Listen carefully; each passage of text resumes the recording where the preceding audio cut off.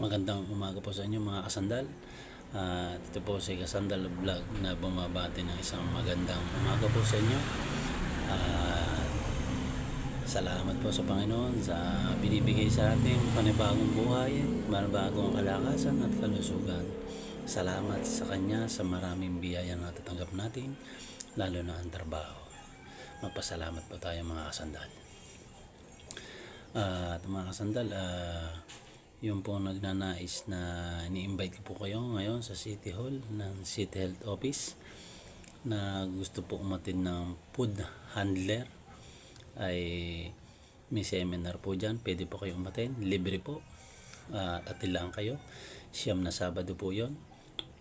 At para mayroon kayong matutunan sa tungkol sa kalinisan sa pagkain po sa City Health Office po.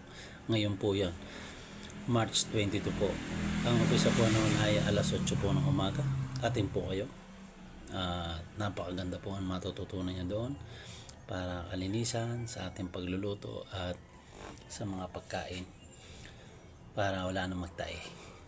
Malalaman niyo po lahat. Magtuturo po doon ang ating magne-lecture po doon ay si Mark Pascual at Sir Joel Belda po ng aming boss namin sa City Health Office po.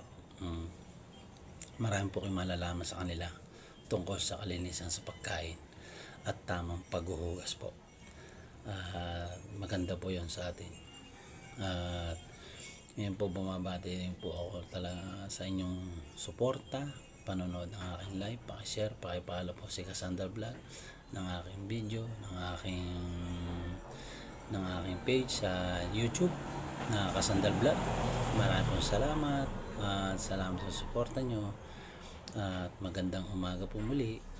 At atin po kayo dito sa City Hall araw ng Sabado, food handler, umatin po kayo at maganda po ito, magagamit nyo ito sa inyong kahit mag-apply kayo sa ibang bansa, magagamit nyo po ito at may shield po ito ng City Hall ng Calamba at sa pangunguna ng ating mahal na Mayor Ros Rizal. At dito na lagi po tayo mga kasandal.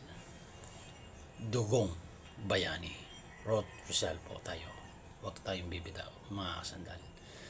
At ipaglaban natin ang katuwiran. Dito tayo sa tuwid na daan at huwag sa likong daan. Salamat po at magandang umaga po. Thank you po.